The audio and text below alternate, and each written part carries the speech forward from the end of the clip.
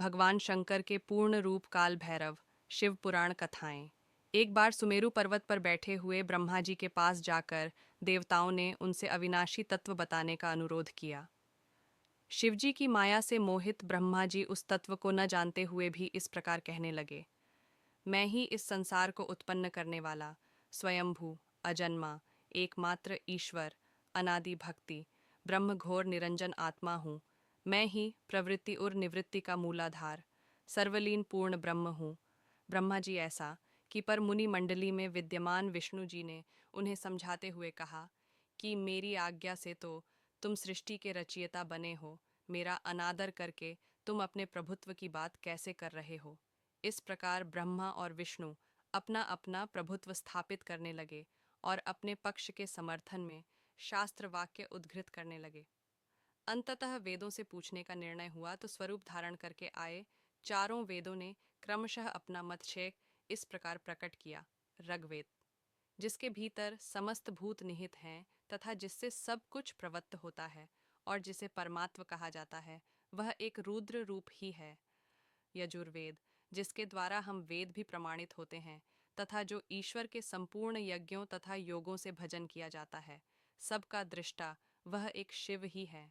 सामवेद, जो समस्त संसारी जनों को भरमाता है, जिसे योगी जन ढूंढते हैं और जिसकी भांति से सारा संसार प्रकाशित होता है, वे एक त्र्यंबक शिवजी ही हैं। अथर्ववेद, जिसकी भक्ति से साक्षात्कार होता है और जो सब या सुख, दुहक, अतीत, अनादि ब्रह्म हैं, वे केवल एक शंकर जी ही हैं।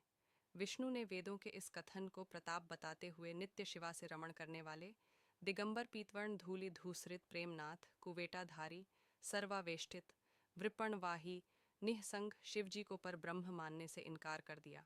ब्रह्मा विष्णु विवाद, शिव और सती का विवाह, शिव पुराण कथाएं।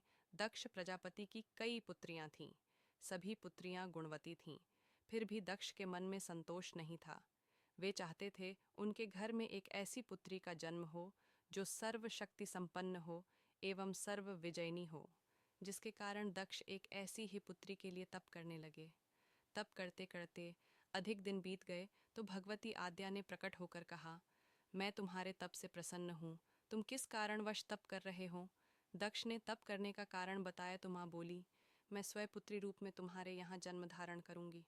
मेरा नाम होगा सती। मैं सती के रूप में जन्म लेकर अपनी लीलाओं का विस्तार करूँगी। फलतः भगवती आद्या ने सती रूप में दक्ष के यहाँ जन्म लिया।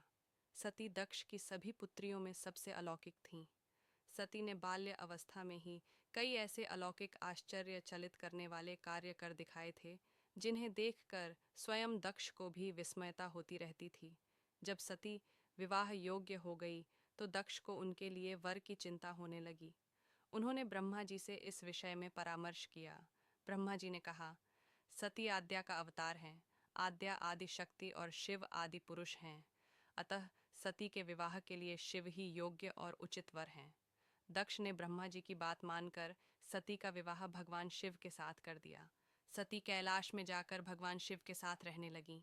भगवान शिव के दक्ष के दामाद थे, किंतु एक ऐसी घटना घटित हो गई जिसके कारण दक्ष के हृदय में भगवान शिव के प्रति बैर और विरोध भाव पैदा हो गया। एक बार देवलोक में ब्रह्मा ने धर्म के निरूपण के लिए एक सभा का आयोजन किया था। सभी बड़े बड़े देवता सभा में एकत्र हो गए थे। भगवान शिव भी इस सभा में बैठे थे। सभा मंडल में दक्ष का आगमन हुआ। दक्ष के आगमन पर सभी देवता उठकर खड़े हो गए, पर भगवान शिव खड़े नहीं हुए। उन्होंने दक्ष शिव का रौद्र रूप है वीरभद्र, शिव पुराण कथाएं।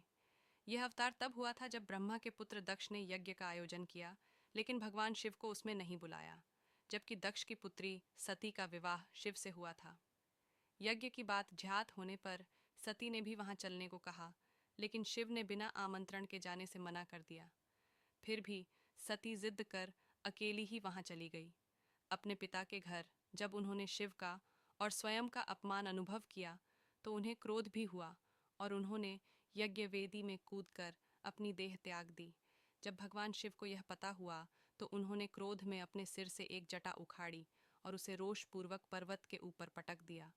उस जटा के पूर्व भाग से महाभयंकर वीरभद्र प्रकट हुए। शास्त्रों में भी इसका उल्लेख है। क्रुद्ध सुदष्टपुट सधूर्जटिर्जटान् तडिद्वह्लिष्टोग्ररोचिषम् उत्कृत्य रुद्र सहसोत्थितो हसन् गंभीरनादो विससर्ज तांभुवि ततोतिकायस्तनुआ स्पृशन दिवम।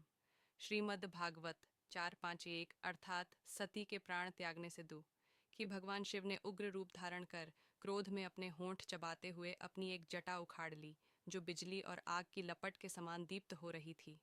सहसा खड़े होकर उन्होंने गंभीर अट्ठाहस के साथ जटा को पृथ्वी पर पटक दिया। इसी से महाभयंकर वीरभद्र प्रकट हुए। भगवान शिव के वीरभद्र अवतार का हमारे जीवन में बहुत महत्व है। ये अवतार हमें संदेश देता है कि शक्ति का प्रयोग वहीं करें जहां उसका सदुपयोग हो। वीरों के दो वर्ग होते हैं, भद्र एवं अभद्र वीर। राम, अर्जुन और भीम वीर थे। रावण, दुर्योधन और कर्ण भी वीर थे, लेकिन पहला भद्र सभ्य वीर वर्ग और दूसरा अभद्र असभ्य वीर वर्ग है। सभ्य वीरों का काम होता है हमेशा धर्म के पथ पर चलना तथा निसहायों की सहायता करना। वहीं असभ्य वीर वर्ग सदैव अधर्म के मार्ग पर चलते हैं तथा